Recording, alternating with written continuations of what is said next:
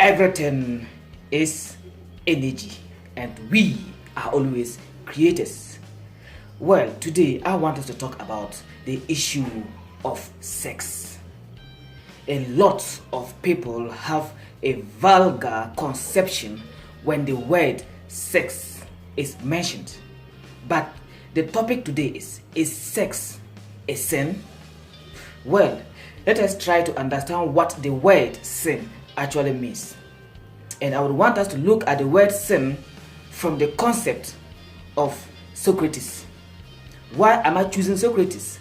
Because Socrates is actually the father of modern day religion.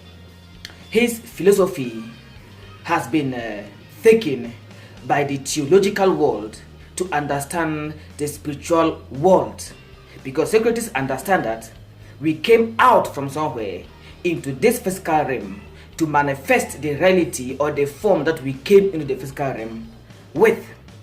So Socrates defined a sin as ignorance, that the greatest form of sin against nature or against yourself is ignorance.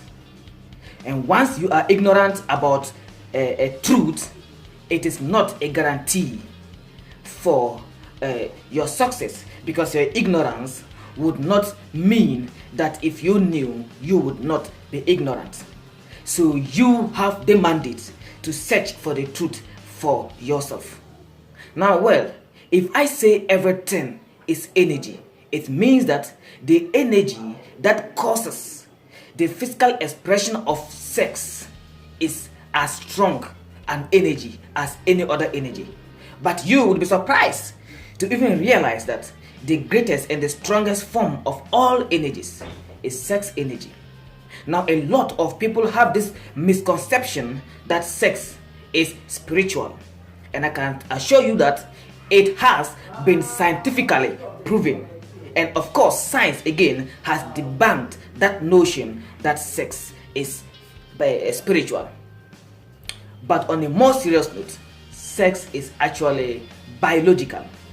It is biological because it is through sex that the human species came into existence. So now, what is this energy of sex that we are talking about?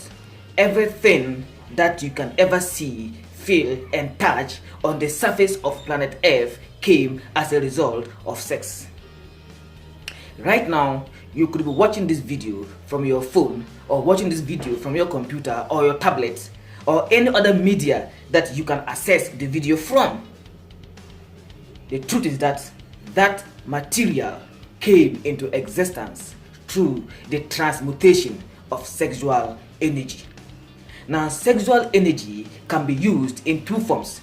It is either you dissipate that energy by involving in the physical expression of the sex, or you transmute or translate or convert that energy or that edge of sex in you into creating something that could be used for the good of mankind.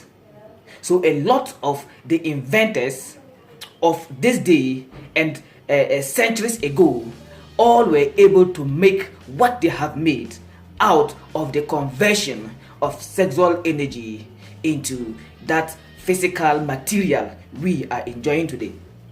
There is no single thing that was ever made without the conversion of sexual energy into that thing.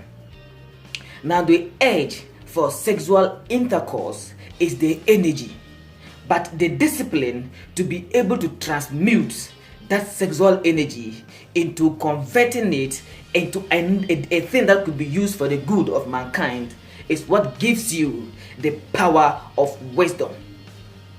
But the inability to convert or to transmute that sexual energy into its physical equivalent, but rather to dissipate that energy into involving in a physical intercourse, is what causes ignorance and the worst form of sin.